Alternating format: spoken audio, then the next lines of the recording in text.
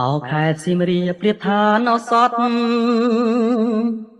កាលខ្ញុំប្រតិព័ន្ធការបាត់ដំបងដល់ចិនគំរួញគួយកិនគេងផ្សងតែបាត់ដំបងកងស្មាចំបាឥឡូវបានយល់ចំពេសៀមរាបក្រអូបជួចជ្រាបពោបញ្ញរាទ្រង់បងបានស្បាយពីរឿងស្នេហាដល់ការចំប៉ារៀមក្រៀមក្រមរយព្រួយរយនឹករយសែនទុនតឹងពុំខាយនំណាំងដែលជ្រះផ្ដាផ្ដាំ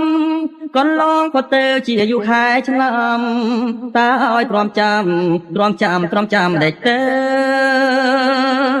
ពេលនេះចំព្រៃសៀមរាបបងអើយមានតែអ្នកហើយព្រះលោដំរើ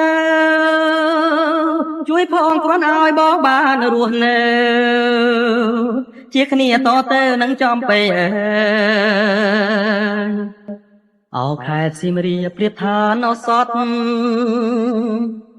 កាលខ្ញុំប្រតិព័ន្ធការបាត់ដំបងដល់ចិនគំរួញគួយកិនគេងផ្សងតែបាត់ដំបងកងស្មាចំបាឥឡូវបានយល់ចំពេសៀមរាបក្រអូបជួចជ្រាបពោបញ្ញរាទ្រង់បងបានស្បាយពីរឿងស្នេហាដល់ការចំប៉ារៀមក្រៀមក្រមរយព្រួយរយនឹករយសែនទុនតឹងពុំខាយនំណាំងដែលជ្រះផ្ដាផ្ដាំកន្លងក៏ទៅជាអាយុខែឆ្នាំតើឲ្យទ្រាំចាំដេចទៅពេលនេះចំព្រៃសៀមរាបបងអើយមានតែអ្នកហើយព្រះលោដំរើជួយផងគ្រាន់ឲ្យបងបានរស់នៅជាគ្នាតទៅនឹងចំពេអើយរយព្រួយរយនឹករយសែនទុនតឹងពុំខាយនំណាំងដែលជ្រះផ្ដាផ្ដាំ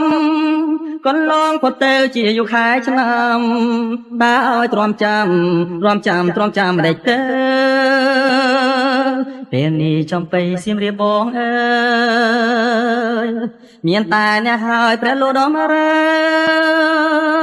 ជួយផងគ្រាន់ឲ្យបងបានរស់នៅជាគ្នាតទៅនឹងចំពេអើយជាគ្នាតទៅនឹងចំពេអើយជាគ្នាតទៅនឹងចំពេអើយ